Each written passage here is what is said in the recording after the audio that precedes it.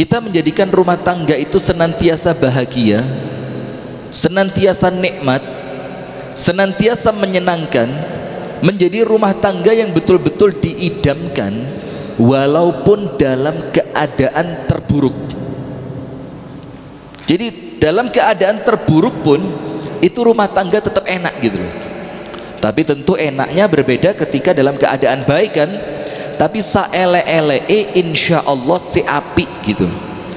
Seburuk-buruknya keadaan di rumah tangga kita, insya Allah keadaan itu masih baik. Nomor 1, yang nyuruh panjenengan menikah siapa?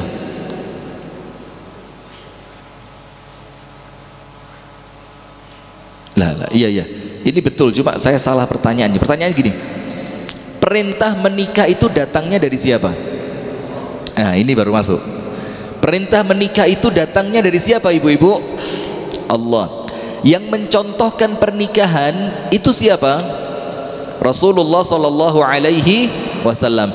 Berarti ketika perintahnya dari Allah, yang memberikan contohnya adalah Rasulullah. Laqad kana lakum fi Rasulillahi uswatun hasanah. Berarti amal yang kita lakukan karena menjalankan perintah Allah, amal yang kita lakukan karena mengamalkan sunnah Rasulullah, itu ibadah atau bukan? Ibadah atau bukan? Ibadah.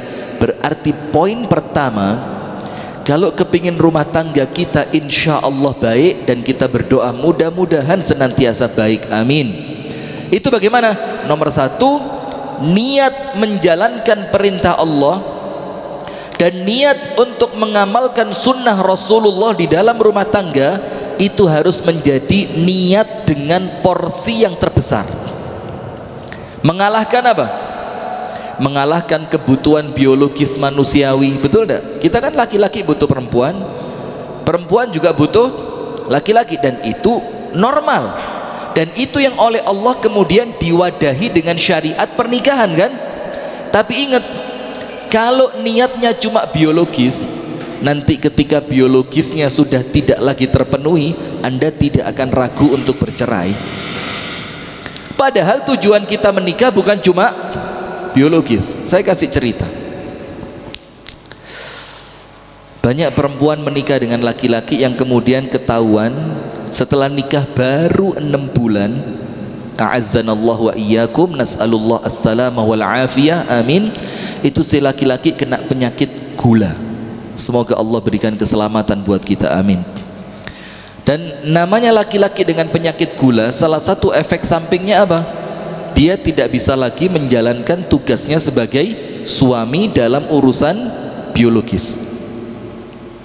Bapak-bapak ngerti dong boten nih? Ngertos gak lah yang ngerti? Pokok intinya wes gak iso dadi wong lanang sing seutuhnya gitu loh. Kalau ternyata rumah tangga itu hanya mencari dan tujuan awal terbesarnya adalah kebutuhan biologis, maka si suami akan merasa kecil hati. Loh wong istri saya nikah untuk itu lah, kok saya tidak bisa memberikan itu. Si istri juga begitu, loh saya nikah ini untuk terpuaskan biologis saya, lah kok ternyata saya nikah dengan laki-laki yang tidak bisa memuaskan biologis saya, maka pasti rusak rumah tangganya. Tapi coba kalau niatannya awalannya adalah ibadah, untuk menjalankan apa yang Allah perintahkan, untuk mengamalkan apa yang Rasulullah contohkan, untuk beribadah kepada Allah di dalam rumah tangga, tetap sabar dengan suami yang kasar, si suami tetap sabar dengan istri yang cerewet, kan begitu. Artinya ketika niatannya itu ibadah, maka kalaupun tujuan biologis tidak terpenuhi, maka masih banyak tujuan-tujuan yang lain. Loh saya ini ibadah dengan cara apa? Yo sabar dengan keadaan suami yang seperti itu. Karena kesabaran kepada suami yang kasar, suami yang tidak bisa memenuhi kebutuhan biologisnya, itu bernilai pahala atau tidak?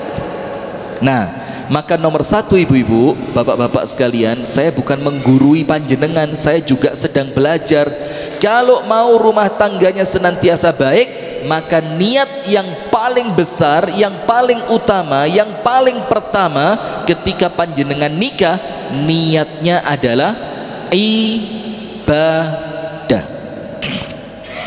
Apa pentingnya meniatkan ibadah dalam rumah tangga?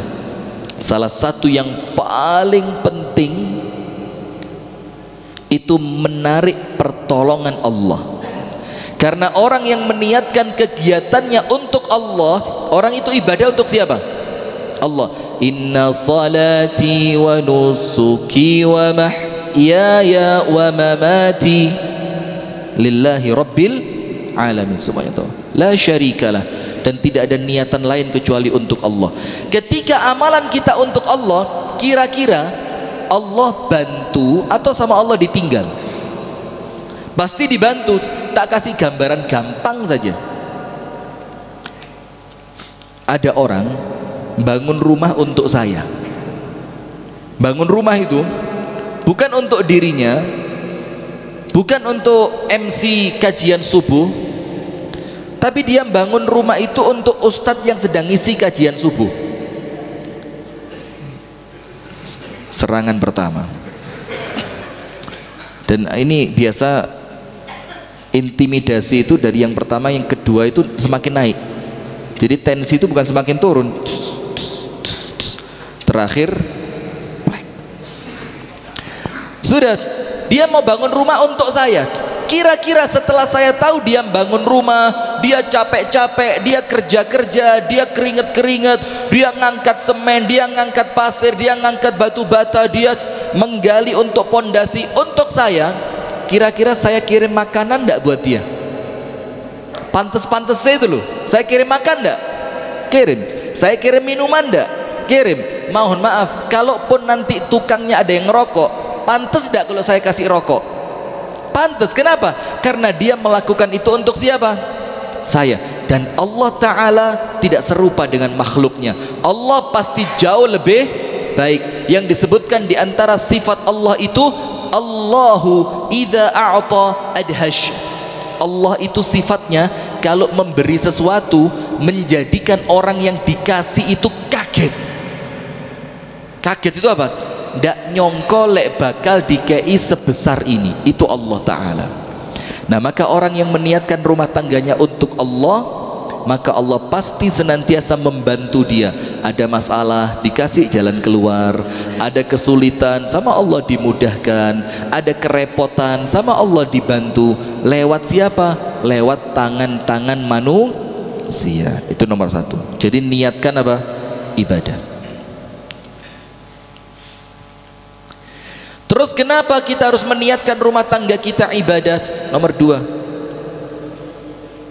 mulai ijab qabul, masih apal ijab qabul dulu atau perlu dibaleni?